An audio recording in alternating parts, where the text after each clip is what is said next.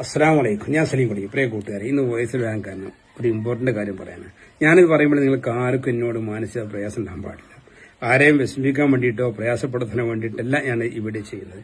അപ്പൊ ആദ്യം ഒരു വീഡിയോയുടെ ചില സംഗ്രഹങ്ങൾ കേട്ട് നോക്കുക.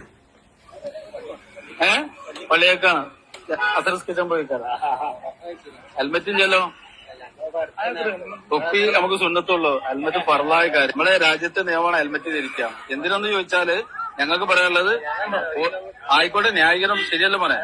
കാരണം ഞങ്ങൾക്ക് ലൈസൻസ് തന്നിട്ടുണ്ടെങ്കിൽ ഞങ്ങൾക്കൊരു കാരണം ഈ ഫറൂഖ് ചെറിയ ഞങ്ങളുടെ ആർ ടി ഓഫീസിലേക്ക് കഴിഞ്ഞ വർഷം 42 ആളുകൾ മരിച്ചു.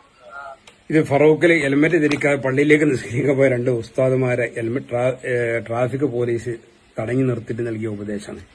ഞാൻ പലപ്പോഴും യാത്രയിൽ കാണുന്നൊരു കാഴ്ചയാണ് ഹെൽമെറ്റ് ധരിക്കാതെ ഉസ്താദുമാർ യാത്ര ചെയ്യുന്നത്. അപ്പൊ നിങ്ങൾ ചോദിക്കും, ഉസ്താദുമാരെ മാത്രമാണ്, നാടന്മാരും ഹെൽമെറ്റ് ധരിക്കാതെ പോകുന്നില്ല. തീർച്ചയായിട്ടുണ്ട്.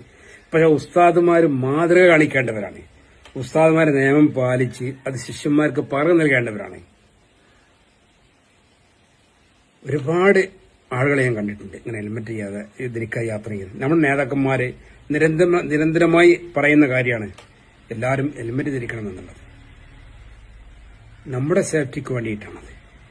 ബൈക്ക് അപകടം സംഭവിച്ചാൽ ആദ്യം സംഭവിക്കുന്നത് തല വെച്ചിടിക്കുകയാണ്.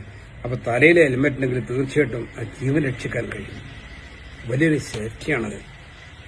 തീർച്ചയായിട്ടും എല്ലാവരും അനുസരിക്കേണ്ടതാണ്. യുഎയിലൊക്കെ വണ്ടി ഓടിക്കുന്നവർക്കറിയും അവിടുത്തെ ട്രാഫിക് നിയമങ്ങൾ എത്ര കർശനമാണെന്നുള്ളത്. അത് ലംഘിച്ച് കഴിയുണ്ടാകുന്ന പിഴ എത്ര വലുതാണെന്ന് യുഎയിലുള്ളവർക്കൊക്കെ അറിയും. നമ്മുടെ നാട്ടിലും അതുപോലെ നിയമങ്ങൾ വരണം. ട്രാഫിക് ലംഘനത്തിന് കർശനമായ പിഴ തന്നെ ഈടാക്കണം. ഈ 500 1000 കൊടുക്കാൻ കുട്ടികൾ റെഡിയാ, അതൊന്നും പോരാ. എന്ത് പ്രതിഷേധം ഉണ്ടെങ്കിലും ശരി, കനപ്പെട്ട പിഴ ഈടാക്കിക്കൊണ്ട് തന്നെ ഇതിനെ പ്രതിരോധിക്കണം. അപ്പോഴേ ജനങ്ങളെ കണ്ട് ഈ നിയമം അനുസരിക്കാൻ തയ്യാറാവുള്ളൂ. ഇത് മനുഷ്യ ജീവന്റെ വിലയാണ് ഈ ഹെൽമെറ്റിന്. പള്ളിയേക്കാണ് ഹെൽമെറ്റ് ഇല്ലല്ലോ, തൊപ്പി നമുക്ക് സുന്നത്തുള്ളൂ. ഹെൽമെറ്റ് ഫർളായ കാര്യം. നമ്മുടെ രാജ്യത്തെ നിയമമാണ് ഹെൽമെറ്റ് ധരിക്കാം. എന്തിനാന്ന് ചോദിച്ചാല് ഞങ്ങൾക്ക് പറയാനുള്ളത് ആയിക്കോട്ടെ, ന്യായീകരണം ശരിയല്ല മോനെ. കാരണം ഞങ്ങൾക്ക് ലൈസൻസ് തന്നിട്ടുണ്ടെങ്കിൽ ഞങ്ങൾക്കൊരു കാരണം ഈ ഫറൂഖ് ചെറിയ ഞങ്ങളുടെ ആർ ടി ഓഫീസിലേക്ക് കഴിഞ്ഞ വർഷം 42 ആളുകൾ മരിച്ചു.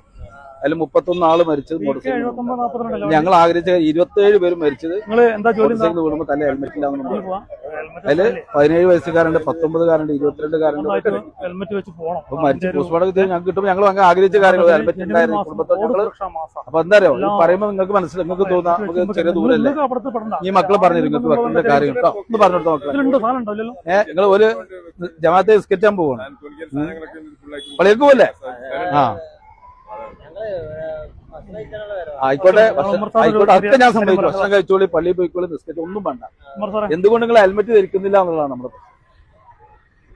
ഹെൽമെറ്റ്. അത് ഒരു നിങ്ങൾക്ക് ഒരു ബുദ്ധിമുട്ടായി തോന്നുന്നുണ്ടെങ്കിൽ അത് പറയാം.